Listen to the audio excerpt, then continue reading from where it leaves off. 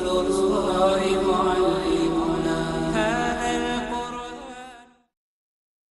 الحمد لله رب العالمين والصلاة والسلام على أشرف الأنبياء والمرسلين وعلى آله وأصحابه أجمعين وعلى من تبعهم بإحسان إلى يوم الدين. أما بعد، أعوذ بالله السميع العليم من الشيطان الرجيم من همزه ونفخه ونفسه وما خلقت الجن والإنس إلا ليعبدون. پروگرام مشعل راہ کی ایک اور کڑی لے کر آج میں آپ کی خدمت میں حاضر ہوں. آج کا ہمارا عنوان ہے مقام بندگی. میں نے اپنے موضوع کی وضاحت کے لیے آج ایک عظیم حدیث کا انتخاب کیا ہے جس کے راوی صحابی رسول ابو ہریرہ رضی اللہ تعالی عنہ ہے، اور جسے امام بخاری رحمۃ اللہ علیہ نے اپنی صحیح میں روایت کیا ہے. انسان جب بندگی کا سفر طے کرتا ہے تو رب العالمین کی جانب سے کیسی نوازشیں ہوتی ہیں، کیا کیا انعامات ملتے ہیں. چنانچہ حضرت ابو ہریرہ رضی اللہ تعالیٰ عنہ کہتے ہیں کہ نبی کریم صلی اللہ علیہ وسلم نے فرمایا، قال اللہ تعالی، اللہ تعالیٰ فرماتا ہے، گویا یہ حدیث قدسی ہوئی. اللہ تعالیٰ فرماتا ہے کہ من عادى لي وليا فقد آذنته بالحرب. جو شخص میرے کسی ولی سے دشمنی کرے گا میں اس سے اعلان جنگ کرتا ہوں. من عادى لي وليا فقد آذنته بالحرب. اس جملے کو سمجھنے کے لیے سب سے پہلے یہ سمجھنا ہمارے لیے ضروری ہے کہ ولی کسے کہتے ہیں. ولی کے سلسلے میں لوگوں کے پاس عجیب و غریب تصورات پائے جاتے ہیں. ولی کا ان کے پاس الگ ضابطہ ہے، ولی کے ان کے پاس الگ شرائط ہیں، الگ اصول ہیں. اسے کسی سلسلے سے جڑے رہنا چاہیے، کسی سے بیعت ہونا چاہیے، فلاں خاندان سے ہونا چاہیے. ایسا کچھ نہیں ہے. قرآن مجید کی اصطلاح میں ولی کسے کہتے ہیں؟ اللہ تبارک و تعالیٰ نے فرمایا، الا ان اولیاء اللہ لا خوف علیہم ولا هم يحزنون الذین آمنوا وكانوا يتقون. جو اللہ کے ولی ہیں انہیں نہ رنج کرنے کی ضرورت ہے، انہیں نہ ڈرنے کی ضرورت ہے. اور یہ کون ہے اللہ کے ولی؟ قرآن مجید کہتا ہے دو صفات جس شخص کے اندر بھی آ جائیں وہ اللہ کا ولی ہے. پہلی صفت ہے ایمان، الذین آمنوا، اور دوسری صفت ہے تقوی، دل میں مضبوط ایمان ہو اور عمل تقوی کے معیار کا ہو. الذین آمنوا وكانوا يتقون. جس انسان کے اندر بھی یہ دو صفتیں ہوں، ایمان اور تقوی، وہ اللہ تبارک و تعالیٰ کا ولی ہے. چاہے دنیا اسے ولی مانے کہ نہ مانے، دنیا اسے ولی جانے کہ نہ جانے، دنیا اسے تسلیم کرے کہ نہ کرے، دنیا کی نظروں میں وہ کتنا حقیر کیوں نہ ہو. اللہ کے کتنے ولی ہوتے ہیں، کتنے بندے ہوتے ہیں جو رب العالمین کے نزدیک بڑے مقرب ہوتے ہیں، اور دنیا والے انہیں نظروں سے گرا کر رکھتے ہیں، ہمیشہ اپنے قدموں سے رگڑتے ہیں. حشر کی عدالت بتائے گی کہ ان کا مقام اللہ کے پاس کیا ہے، ان کا درجہ اللہ تبارک و تعالیٰ کے پاس کیا ہے. تو لہٰذا ولی وہ ہے جس کے پاس ایمان ہو، یقین ہو، اور جس کا عمل تقوی کے معیار کا ہو. الذین آمنوا وكانوا يتقون.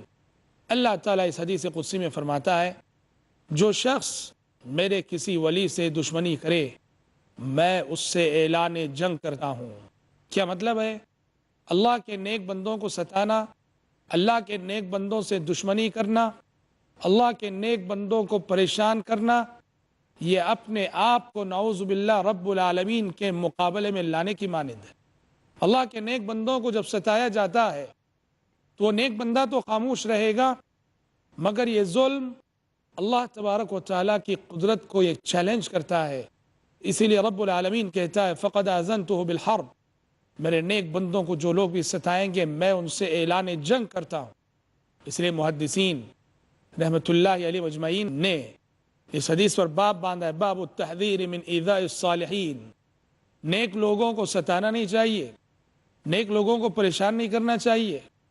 آئیے اس جملے کو ہم ایک عملی واقعے کی روشنی میں سمجھتے چلیں. جو شخص اللہ کے کسی نیک بندے کو ستاتا ہے اللہ تبارک و تعالیٰ کیسے اس سے اعلان جنگ کرتا ہے. نبی کے صحابہ میں سے ایک جلیل القدر صحابی ہیں زبیر ابن عوام رضی اللہ تعالیٰ عنہ. بڑے جلیل القدر صحابی عشرہ مبشرہ میں سے ایک ہیں، ان 10 صحابہ میں سے ایک ہیں جنہیں نبی کریم صلی اللہ علیہ وسلم نے دنیا میں جنت کی خوشخبری سنائی۔ زبیر ابن عوام رضی اللہ تعالیٰ عنہ کو ایک شخص نے قتل کر دیا جس کا نام ابن جرموز بتایا جاتا ہے۔ ابن جرموز نے زبیر ابن عوام رضی اللہ تعالیٰ عنہ کو شہید کر دیا۔ زبیر ابن عوام کوئی معمولی صحابی نہیں، جلیل القدر صحابی، عشرہ مبشرہ میں سے ایک، اور جن کا ٹائٹل تھا حواری رسول اللہ صلی اللہ علیہ وسلم، نبی کریم صلی اللہ علیہ وسلم کے خاص صحابی، آپ کے مقرب صحابی، آپ کے مددگار صحابی۔ ایسے صحابی کو ابن جرموز نے قتل کر دیا، شہید کر دیا۔ اب اللہ کا وعدہ ہے، جو شخص میرے کسی نیک بندے کو ستاتا ہے میں اس سے اعلان جنگ کرتا ہوں۔ زبیر ابن عوام رضی اللہ عنہ کو شہید کرنے کے بعد ابن جرموز اپنی زندگی کا سکون گنوا بیٹھا، اپنی زندگی کا چین گنوا بیٹھا۔ اس کی زندگی اضطرابات سے دو چار ہو گئی، نہ اسے دن میں سکون ملتا اور نہ ہی رات میں چین۔ سونے کے لیے جاتا، ایسے بھیانک خواب دیکھتا کہ ڈر کے اٹھ جایا کرتا۔ دن میں نہ چین ہے، نیند میں نہ سکون ہے، زندگی عذاب بن گئی اس کے حق میں، جینا اس کے لیے عذاب بن گیا۔ بالآخر اس نے خود مجبور ہو کر اپنے آپ کو زبیر ابن عوام رضی اللہ عنہ کے بیٹے مصعب بن زبیر کے حوالے کرنا چاہا۔ اس نے جا کے مصعب بن زبیر رضی اللہ عنہ سے کہا کہ مصعب، میں تمہارے باپ کا قاتل ہوں اور میری زندگی تمہارے باپ کو قتل کرنے کے بعد سے عذاب بن چکی ہے۔ میری گزارش ہے، درخواست ہے کہ مجھ سے انتقام لے لو، بدلہ لے لو، قصاص لے لو، میری جان لے لو۔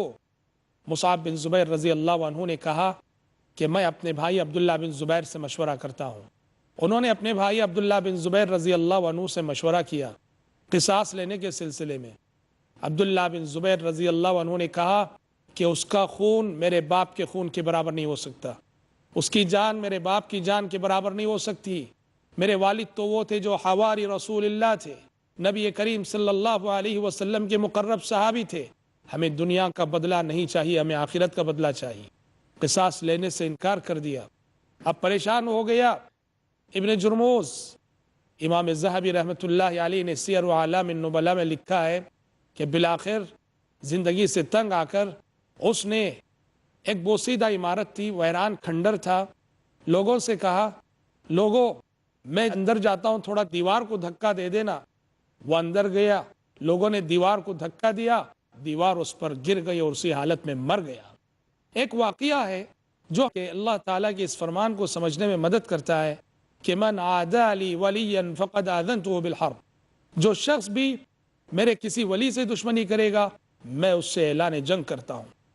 اس کا مطلب یہ ہوا کہ اگر ہم اللہ کے نیک بندے بن جائیں، اللہ کے مقرب بندے بن جائیں، اللہ کے محبوب بندے بن جائیں، رب العالمین کی سچی بندگی کرنے لگیں، تو رب العالمین سبحان اللہ ہمارے دشمنوں سے خود نمٹ لے گا، ہماری دشمنوں کو ٹھکانے لگائے گا، ہمارے دشمنوں سے رب العالمین ہماری جانب سے انتقام لے گا۔ کتنا بڑا اعزاز ہے صالحین کے لیے اور اللہ کے نیک بندوں کے لیے۔ اس کے بعد اسی حدیث میں اللہ تبارک و تعالیٰ نے بندگی کے وہ مراتب ذکر کیے ہیں، بندگی کے وہ مقامات ذکر کیے ہیں جن سے ایک بندہ، ایک انسان بندگی کے سفر میں گزرتا ہے، اور بتایا ہے کہ کیا کیا انعامات اسے اللہ تعالیٰ کی جانب سے ملتے ہیں۔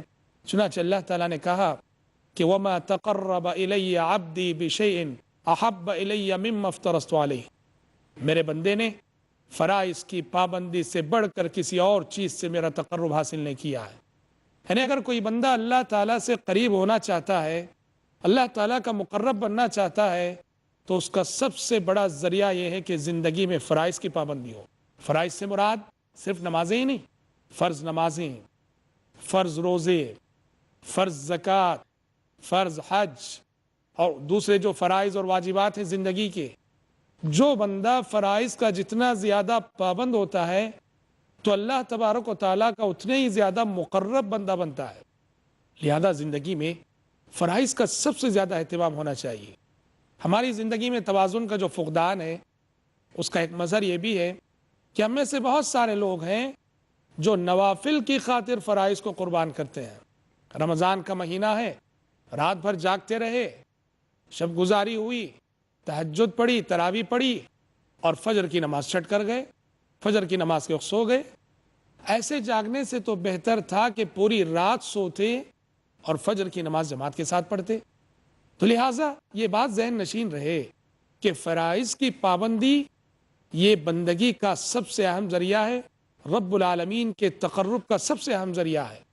ہماری نظروں میں عبادات میں سب سے زیادہ اہمیت فرائض کی ہونی چاہیے۔ جہاں ایک فرض اور نفل میں ٹکراؤ ہو وہاں ہم نفل کو قربان کریں، نہ کہ فرض کو قربان کریں۔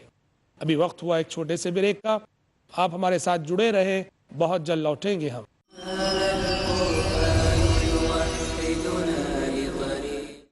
مکمل راستہ ہے، بریک سے قبل ہماری گفتگو ہو رہی تھی کہ بندہ جب فرائض کی پابندی کرتا ہے تو اللہ تعالیٰ کی جانب سے اسے یہ انعام ملتا ہے کہ وہ اللہ تعالیٰ کا مقرب بندہ بن جاتا ہے۔ اللہ تعالیٰ فرماتا ہے وَلَا يَزَالُ عَبْدِي يَتَقَرَّبُ إِلَيَّ بِالنَّوَافِلِ حَتَّى أُحِبَّهُ کہ بندہ جب فرائض کے ساتھ ساتھ نوافل کی بھی پابندی کرے تو میری جانب سے اسے یہ انعام ملتا ہے کہ حَتَّى أُحِبَّهُ میں اسے محبت کرنے لگتا ہوں، اسے چاہنے لگتا ہوں، وہ میرا محبوب بندہ بن جاتا ہے۔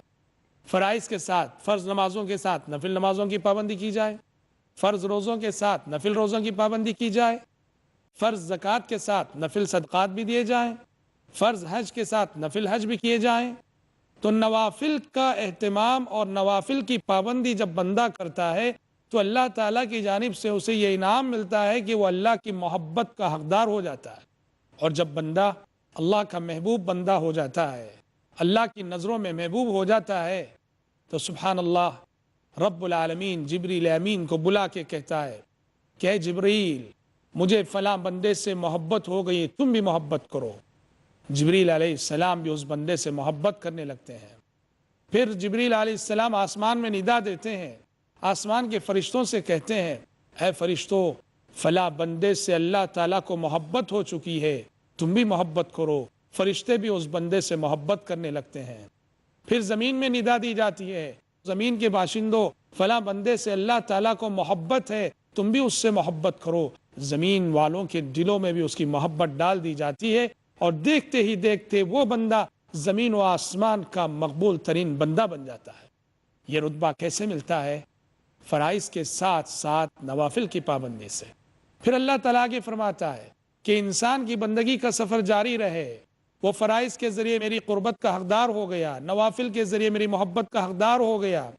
اللہ تعالیٰ فرماتا ہے کہ اگر اس کی بندگی کا سفر جاری رہے فَإِذَا أَحْبَبْتُهُ كُنْتُ سَمْعَهُ الَّذِي يَسْمَعُ بِهِ وَبَصَرَهُ الَّذِي يُبْصِرُ بِهِ وَيَدَهُ الَّتِي يَبْطِشُ بِهَا وَرِجْلَهُ الَّتِي يَمْشِي بِهَا جب بندہ میری محبت کا حقدار ہو جائے اور مزید عبادت کرتا رہے تو میں اس کا وہ کان بن جاتا ہوں جس سے وہ سنتا ہے، اس کی وہ آنکھ بن جاتا ہوں جس سے وہ دیکھتا ہے، اس کا وہ ہاتھ بن جاتا ہوں جس سے وہ پکڑتا ہے، اس کا وہ پیر بن جاتا ہوں جس سے وہ چلتا ہے۔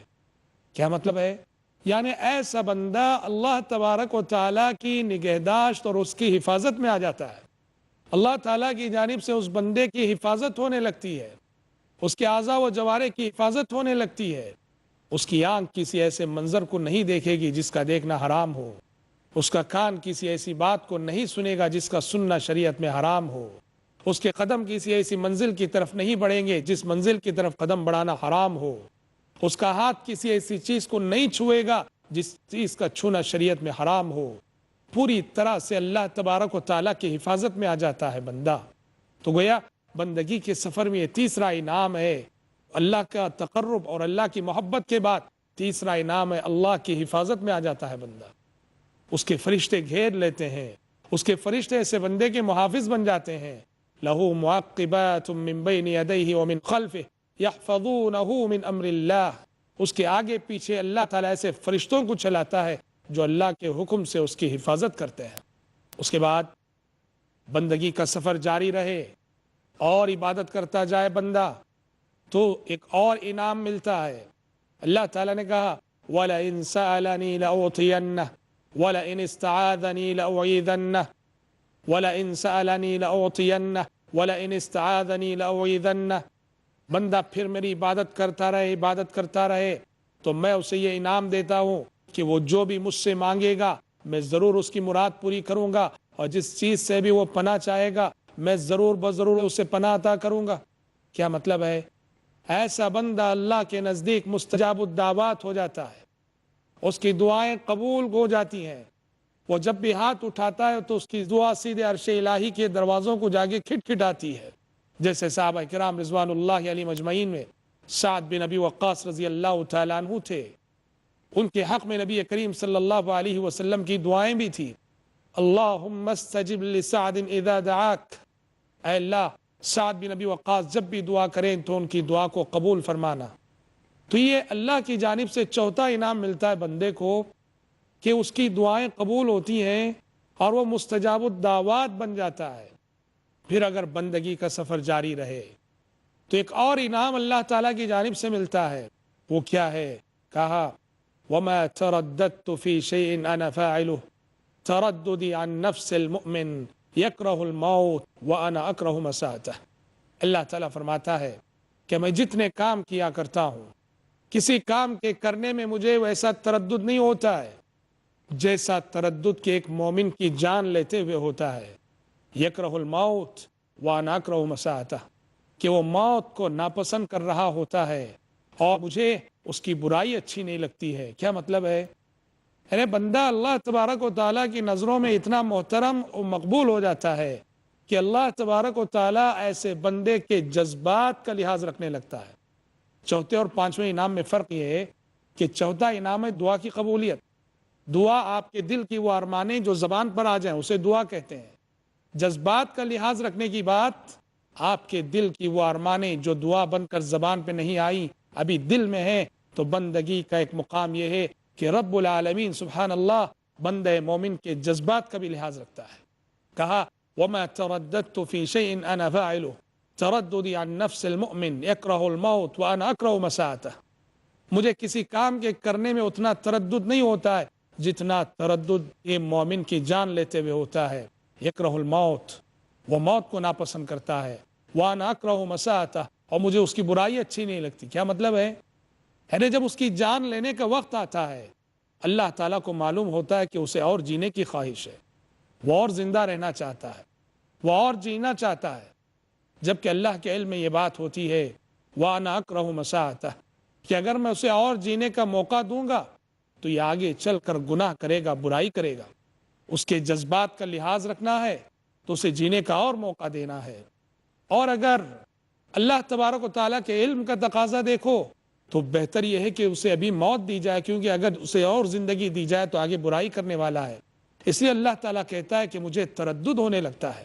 غور کریں کتنا اعلیٰ مقام ہے، کتنا اعلیٰ درجہ ہے، کتنا اعلیٰ رتبہ ہے کہ بندے کے جذبات کا بھی لحاظ ہو اللہ تبارک و تعالیٰ کے پاس۔ صحابہ کرام رضوان اللہ علیہم اجمعین میں ایک جلیل القدر صحابی تھے، برا بن مالک رضی اللہ عنہ۔ یہ ایسے ہی صحابی کہ جن کے جذبات کا بھی اللہ تبارک و تعالیٰ کے پاس بڑا لحاظ تھا، بندگی کے اس اعلیٰ مقام پہ وہ فائز تھے۔ ان کے بارے میں آتا ہے کہ جب کبھی وہ کسی معاملے میں اللہ کے نام کی قسم کھا لیتے تو وہ جیسی قسم کھاتے معاملہ ویسا ہو جاتا۔ حدیثوں میں نبی کریم صلی اللہ علیہ وسلم نے فرمایا ہے ان من عباد اللہ من لو اقسم علی اللہ لا برہ۔ اس زمین پر اللہ کے کچھ بندے ایسے ہوتے ہیں کہ اگر وہ اللہ کے نام کی قسم کھا لیں تو رب العالمین ساتویں آسمان کے اوپر سے ان کی قسم کی لاج رکھ لے گا۔ عہد خلافت راشدہ میں یہ ہوتا تھا کہ مسلمان کفار سے لڑ رہے ہوتے، دشمن سے لڑ رہے ہوتے، جہاد جاری ہوتا، دشمن غالب آ رہا ہوتا، مسلمان شکست سے قریب ہو رہے ہوتے، صحابہ کرام رضوان اللہ علیہم اجمعین ایسے وقت برا بن مالک سے کہتے کہ برا قسم کھاؤ کہ آج ہم جیت کر رہیں گے۔ برا بن مالک رضی اللہ تعالیٰ عنہ قسم کھاتے کہ اللہ کی قسم آج ہم جیت کر رہیں گے۔ ان کی قسم کھانے کے بعد لڑائی کا نقشہ ہی بدل جاتا، ہاری ہوئی بازی جیت لی جاتی اور مسلمان جو شکست سے قریب ہو چکے ہوتے وہ فتح یاب ہو جاتے ان کے قسم کھانے کے ساتھ ہی۔